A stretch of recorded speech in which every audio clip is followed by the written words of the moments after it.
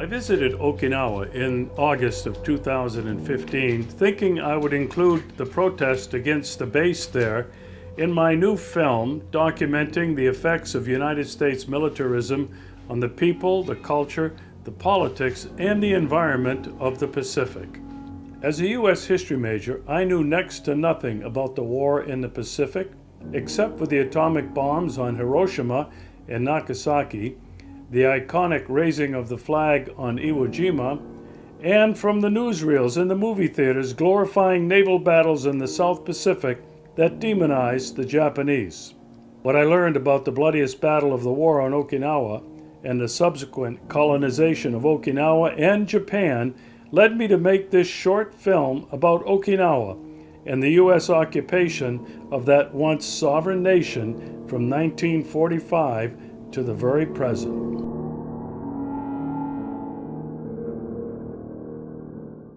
This is a brief account of the untold history of the United States and Okinawa since 1945. The Americans came, and they came to stay. From April to June in 1945, the United States defeated the Japanese on Okinawa with overwhelming firepower. On the island of Okinawa, 5,000 miles from San Francisco, the earth shook from a fearful pounding by our ships and planes.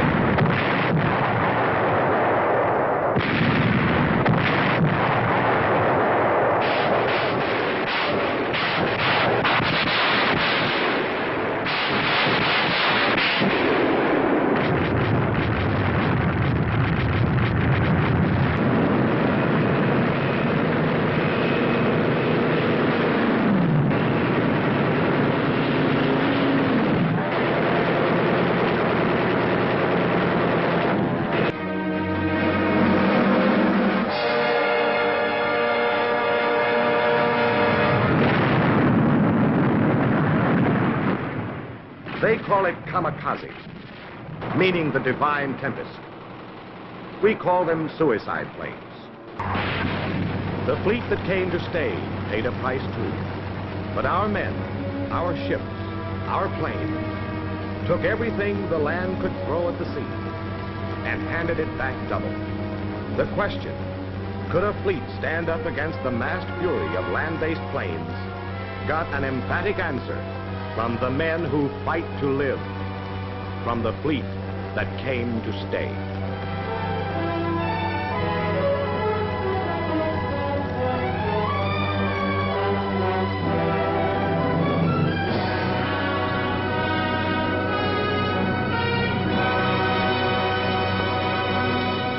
And stay they did. At stake were air bases vital to the invasion of Japan. The Allied forces suffered 14,000 deaths, with an estimated total of more than 82,000 casualties of all kinds. Japan lost 77,000 soldiers and more than 150,000 Okinawan civilians out of the pre-war 300,000 local population, including all male citizens over 18 and both male and many female students under 18 who were drafted to fight the invaders, were killed, committed suicide, or went missing. As soon as the fighting ended, the Americans came with bayonets and bulldozers to begin the construction of many more bases. Those Okinawans who survived the most brutal battle of the war in the Pacific were forced to leave their land at gunpoint and herded into internment camps where they lived in squalor. What began 70 years ago was an occupation that continues today. Douglas Lummis is an American author and college professor of political theory who has been living in Japan since the 1980s and on Okinawa for the past 15 years. He has been actively involved as a supporter and participant in the protests against the U.S. bases on Okinawa. And then after the war, Again, Okinawa was used as a sacrifice pawn when the peace treaty was signed. The peace treaty was signed on the condition that Okinawa would continue to be under U.S. military rule. There was a period from the time of the well, actually, from 1945 until Okinawa reversion in 1972, Okinawa was governed by the Pentagon, basically. There was a puppet government underneath the military government, but it was basically governed by the Pentagon. Cars drove on the right, money was dollars. The Pentagon had no economic policy whatsoever, and the country was allowed to stay poor. Okinawa had not been that poor of a place, but everything was destroyed during World War II, and there was very little effort to give aid to rebuild anything. So it was like a third world country. The occupation and militarization of these Pacific islands continues today with more than 40 bases and tens of thousands of U.S. military personnel and their families in each country. This is Kadena Air Force Base on Okinawa. Its 2 runways stretch for 12,000 feet with hundreds of fighter jets, helicopters, B-52 bombers loaded with nuclear weapons, and transport planes take off and land day and night. There are 20 schools from kindergarten to university surrounding the base in a densely populated area, with U.S. aircraft taking off and landing right above them. American combat training takes place on a daily basis among and around the citizens of Okinawa, including helicopter exercises, counterinsurgency and guerrilla warfare training, and live fire bomb and missile training.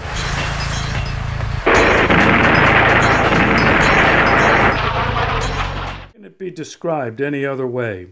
The Americans came to stay, constructing more than 40 bases in Japan and Okinawa, with 74% of them located on this tiny island. Okinawa is the largest island in the Ryukyu chain, located 340 miles south of mainland Japan. It comprises 465 square miles, is 70 miles long, and only 7 miles wide. This is the massive, sprawling Camp Schwab, as seen from the beautiful and pristine Ora Bay in Hinoko, Nago City. It is the intended relocation of the Futenma Marine Air Base, which is located in the densely populated area of Jinwan City. And this is Futenma Air Base.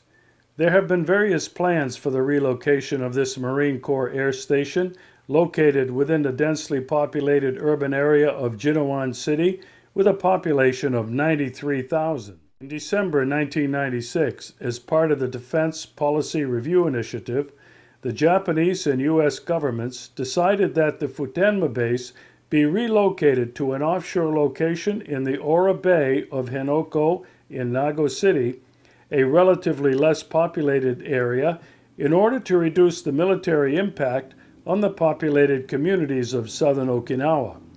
This was and remains a controversial decision, since the projected site involves construction on a coral reef and the seagrass beds inhabited by the dugong, a marine mammal protected by both Japanese and U.S. law.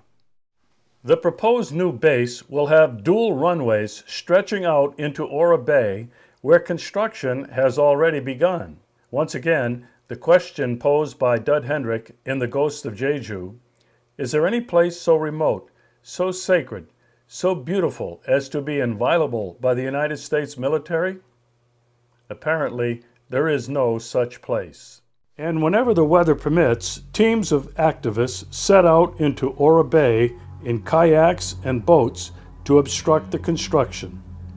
Floating barriers are set up in an area about 2 miles in circumference around the proposed construction area to keep activists out. What takes place is a cat and mouse game between activists and the Japanese Coast Guard and police who patrol the area in yachts and rubber boats.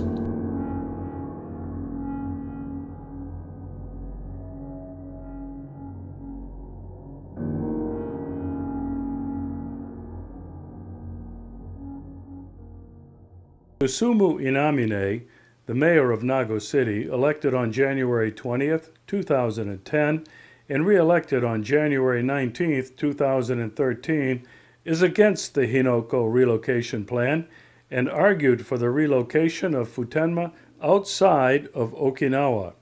My name is Douglas Lummis. By trade, I'm a college teacher teaching political theory.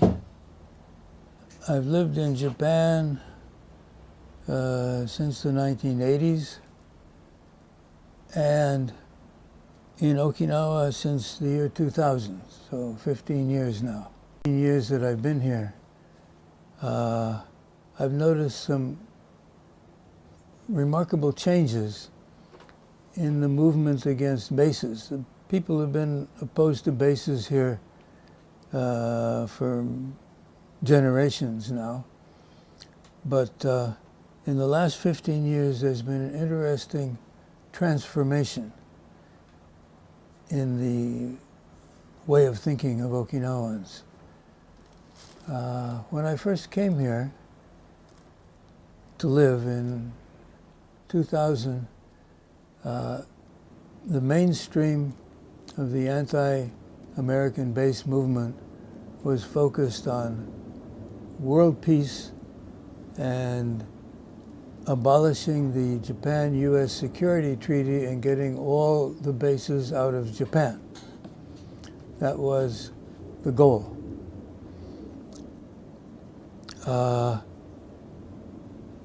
Little by little, this sentiment has not gone away, but is added to this sentiment is an increasing understanding that Okinawa is being treated by Japan as a colony, unequally. When I first came here, the expression on everyone's lips, anyone who talked about the bases would always say, even though Okinawa comprises 0.6% of all Japanese territory, still 75% of all the U.S. bases in Japan are located in Okinawa. Now, if you analyze that statement, that's not a protest against war and militarism. It's a protest against unequal treatment. Without concern for inequality, you wouldn't need to use those statistics, 75%, 0.6%. But hardly anybody in those days would take the next step and suggest what a solution would look like. That is, equal distribution of the bases. That was taboo. What you had to say was all bases should be abolished, or all U.S. bases should be taken out of Japan. But hardly anybody was able to say that. In the 15 years since then, more and more people have realized that, in fact, they're very angry. More and more Okinawans have realized that, in fact, they're very angry about the unequal treatment by Japan, and the fact that most people in Japan are very much in support of the Japan-U.S. Security Treaty,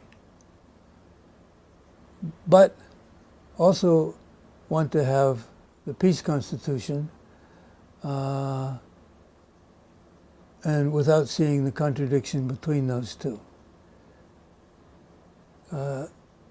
Just last week, a new opinion poll came out that indicates that support for the Japan-U.S. Security Treaty is now up to 86%. The Japan-U.S. Security Treaty is the treaty that authorizes the U.S. to put military bases somewhere in Japan. At the same time, 60% of the people support the peace constitution now, which supposedly abolishes war. So that means that most of the people who support the peace constitution also support having U.S. bases here. This, of course, looks like a contradiction. It is a contradiction, unless you understand it as something worse than a contradiction, a kind of hypocrisy. In Okinawa, support for the Japan-U.S. Security Treaty is about 10%, okay, as opposed to 86% in the mainland. You can see how people would start to get angry about that. So 15 years ago, saying Phutema base should be moved to the mainland was taboo. And the few people who would dare to say that received very angry responses, both from Japanese pacifists and from Okinawan activists. Now it's become possible to say that in the mainstream. It's the governor's position, equal, he says, people should share the burden of bases equally, which would mean much, much more than Phutema base would go to the mainland. To be equal, there would have to be a great flood of bases going to the mainland. It's interesting that the government and the U.S. repeatedly say the only solution to the Phutema problem is that moving it to Henoko. That's the only solution. They never say why that's the only solution. Or occasionally somebody in the government will slip and mention why. The reason, of course, is that any place in mainland Japan where you might want to put Phutema base, people will oppose it. And so Okinawan people say, oh, you mean if people oppose the base, you can't build it there? But that's only true in the mainland. During the great economic bubble, when it looked like Japan was becoming rich as hell, there was among the many boondoggling projects, airports, civil airports were built in every little town all over Japan. There are little civil airports everywhere. And now that the bubble is over, many of those civil airports are running in the red and are in great trouble. They just can't make a profit. There are many of them that are sitting there waiting for some help, something that could make them a profitable enterprise. Any one of those in the red civil airports could very easily house Phutema base without filling the bay, without environmental destruction. The main construction has already been done. If there was environmental destruction, it's finished pretty much. There are any number of them that would be wonderful candidates for relocating Phutema base. But that's still not to be talked about. The government will not consider that idea. And the only explanation for it that makes any sense is discrimination. Permanent protests have occurred outside the gates of Camp Schwab. In fact, there is a 24/7 encampment directly across the street from the main gate where the activists gather, eat, discuss, and many sleep there overnight.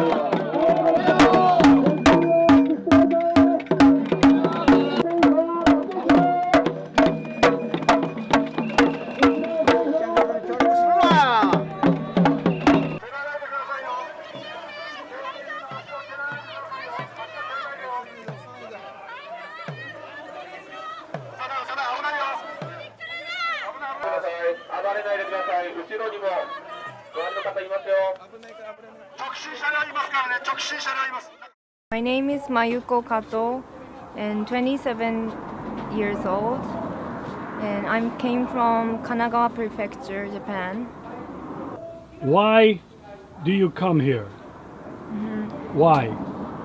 Because I first saw the movie about here. It's made 2005, and one old woman said, "Please kill me if you broke our sea." And I had a very shock, and I don't want to injure the old woman anymore, and I think we have to protect the old woman, old man in Okinawa. So I came here, but then I came here, I don't think it's not only Okinawa problem. Whose problem is it? I think it's all over the world. Like Kanjon, that's not only Kanjon problem. Also, Henoko is not only Henoko problem. Japanese government did that. I think it's America and other world, whole world made Japan government like that. They made Japanese government do this. Yeah. Yeah. Now I quit my job. You quit your job? Yeah. To come here? Yeah, to came here. How long have you been here now? 6 months. 6 months? Yeah. How long will you stay? Until this year. 1 year? Yeah. The American people never hear by the people voice who grab the land, also rape girl. So many people must have to hear the voice of the victims. Yeah. Does it make you angry to think about it all? Yeah, make very sad. Very sad, but Yeah. angry? Are you angry? Also angry, but more sad because maybe they don't know the problem. So, and maybe they don't want to hear. They can stay their daily life, but if they hear once, maybe they can think and belong us, but they don't want to hear. They want to do their daily life. So I think not angry, I think more sad. Yeah. Yeah. Would you like to see all the bases go away, all the American troops go home? I like American people. Yeah. I like the culture and music, but American making a war and make many victims. So American knows about them. So I think all the bases gone is make us a happy face. Yeah. Yeah, and also we can hand in hand and dance together, American people and Japan. That is the real friendship, I think. My name is Gyoken Kuroyanagi. And where are you from? I was born in Nagano Prefecture. Now I am 62 years old.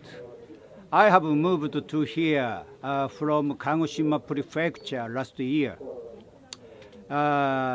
because I want to join this peace movement against American military base, new construction military base. So now I'm coming to here every day. So now this peace movement is a great and a very valuable action because almost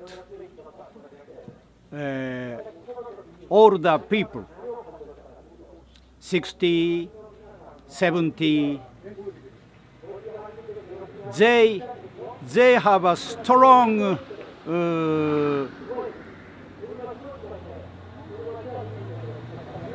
faith and determined. I was very happy to join their peace movement now. War is a public big construction business in America. It's a crazy. I hate for them. What is the message he would like to tell the American people? Okay, so アメリカ人よ、懺悔しろ。アメリカ人よ、立ち上がれ。以上。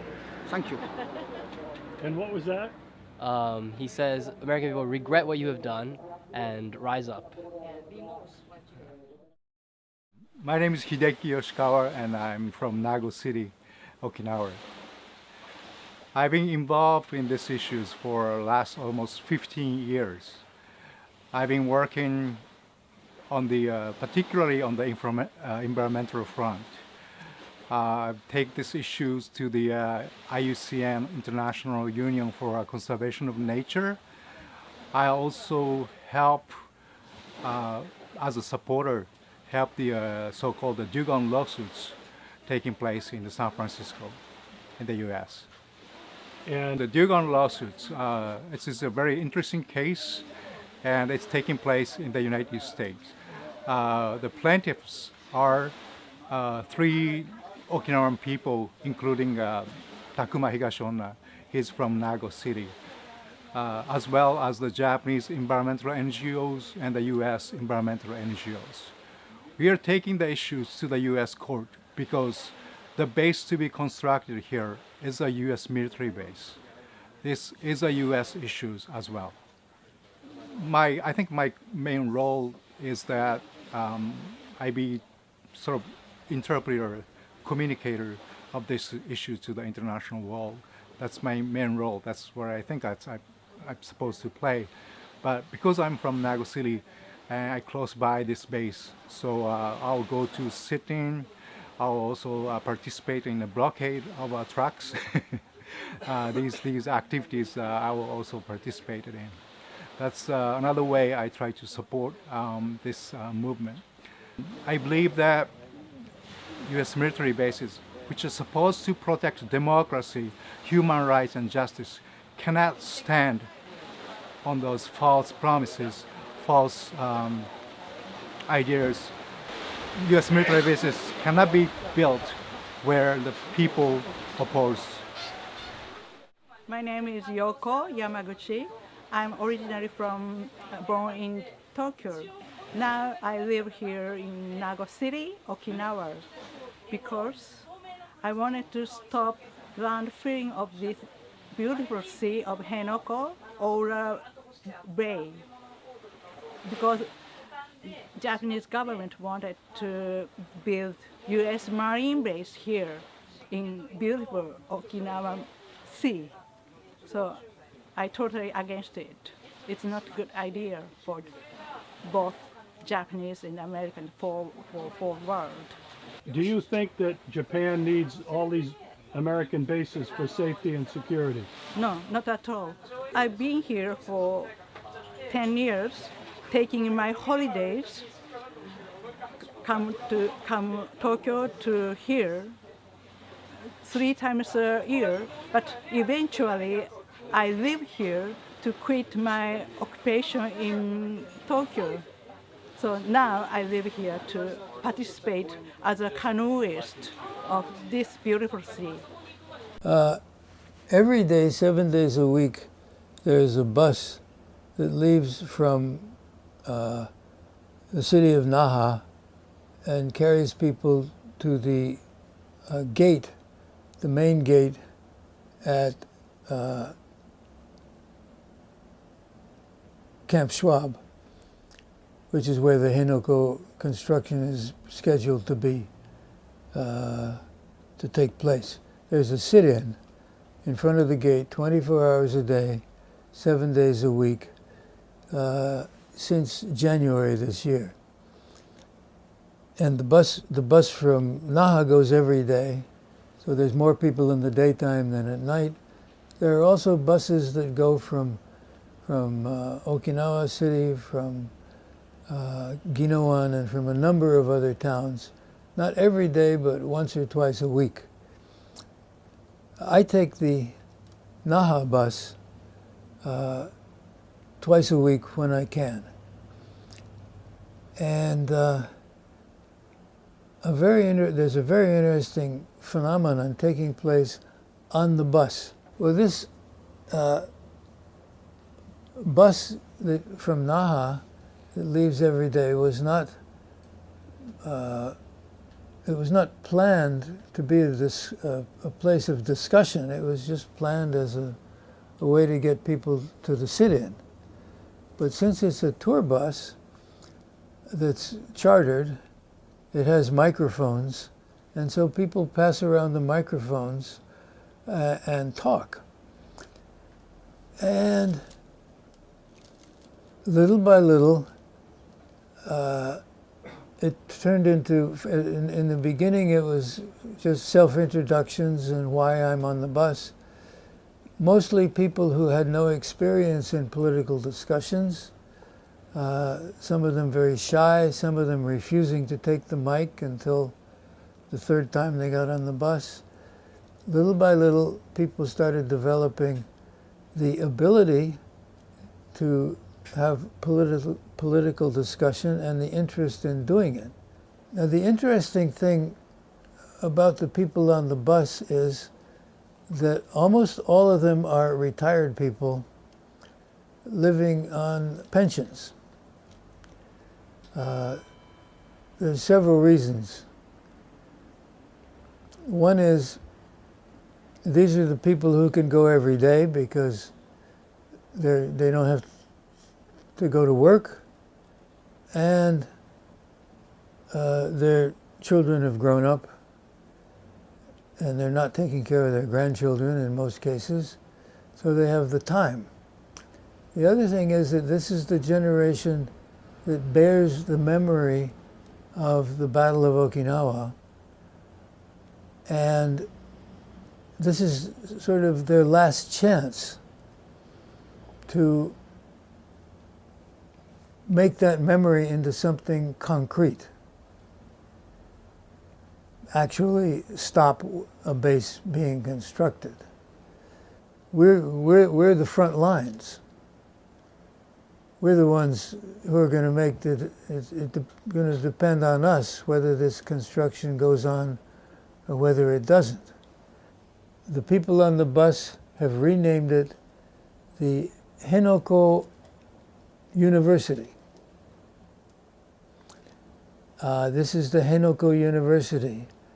We learn so much from each other in this discussion.